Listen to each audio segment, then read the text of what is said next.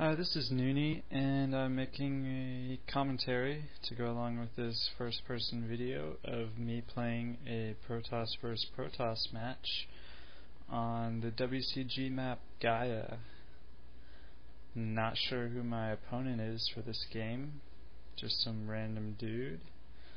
I think it's a WG Tour game from when the beta was still up.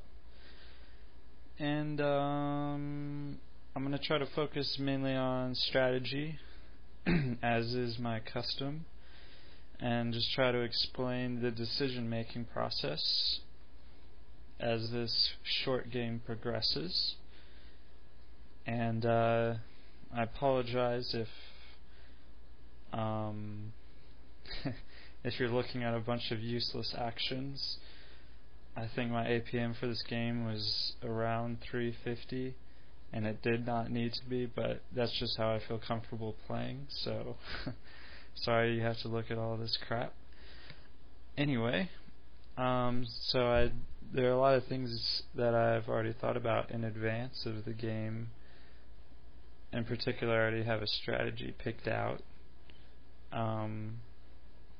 That's a pretty universal strategy. I don't have to change much unless my opponent is doing something crazy. So basically what I'm going to be doing in this game is heading towards a pretty big Dragoon plus Reaver attack, offensive. So at about the time when my opponent would be expanding, I'd want to be able to go and get an attack together. So my main goal in this build will be to get a shuttle and 2 Reavers to my opponent's base, along with as many goons as possible, as quickly as possible. So that's the main goal for this build. Of course, I have to take other things into consideration, like how's my economy at the point that I'm attacking, so that follow-up is okay, and am I safe against anything that my opponent can be doing along the way.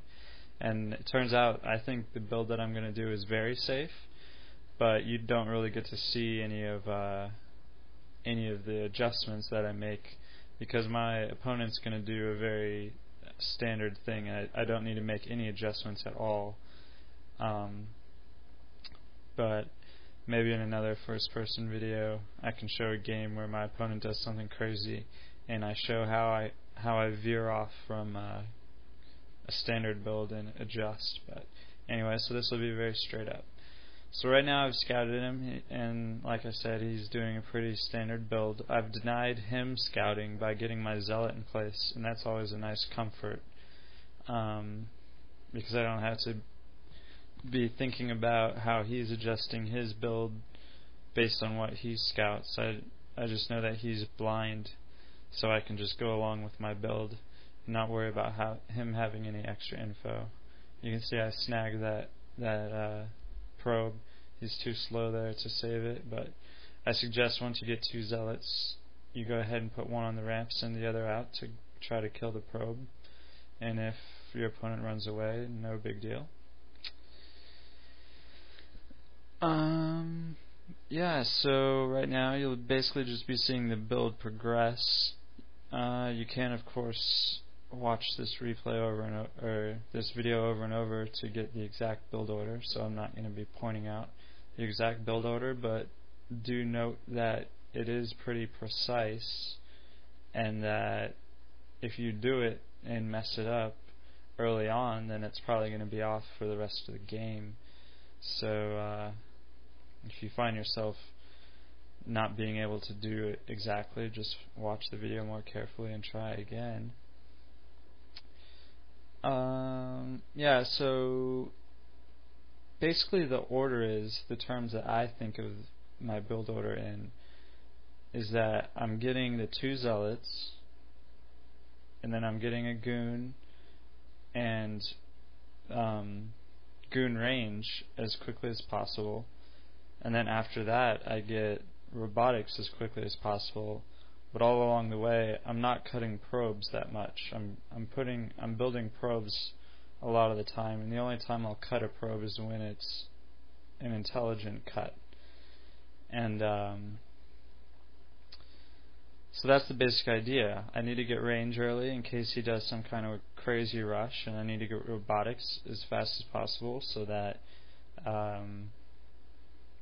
obviously so I can get my reavers out as soon as I can. And I need to keep as many probes building as possible so that my economy builds up. So the exact build order that you're watching is just how I've figured it out to be the best. And so I'm going to get the observatory before I build a shuttle. And there is a different way to do this build where you build a shuttle, you get your second gateway slower, and you get the shuttle as soon as the robotics is finished. But in this particular replay, I'm doing a little different thing. I'm not sure which exactly is better. Of course, if you build the shuttle before the observer, then your reavers will come a little bit quicker. I haven't done enough tests though to really compare the two builds. Doesn't make a huge difference. So anyway, I get that observer out a little sooner, and my reavers will eventually come a little later. He has an observer 2, as you just saw some seconds ago, and I retreat my observer. I really don't want my observer to die because I'm only going to be building 1. And then I build that shuttle, I got a reaver coming, I'm going to have another reaver coming. I don't want my single observer to die. I will be able to build another observer after my second reaver finishes, but careful with this first observer. So I bring it back, and now I'm sending it in all the way on the edge, and I'm trying to get a scout to see, is he making reavers too, or is he just observers and goons? And I get that observer in there, as we'll go see his base, and we see that 3-gate goon, no robotics support bay, and then I see that nexus, and the nexus is already built quite a bit, so I know that he's absolutely not getting reavers anytime soon. It's safe for me to send my troops out because there's no way he can have any kind of offensive right now. And I think I'm going to go kill a probe that he has hiding at the top left, and then I'll send my army over to his base as soon as possible. And what you'll see is my shuttle, well, I brought it over to my natural there. I'm going to put it back to my robotics, and it's going to pick up that reaver, and then it's going to go straight down so that I'm not wasting any time. I mean, my build order, I have the build order to get the reavers out as soon as possible, and I want to do the build order justice by actually sending the reavers over to his base as soon as I can.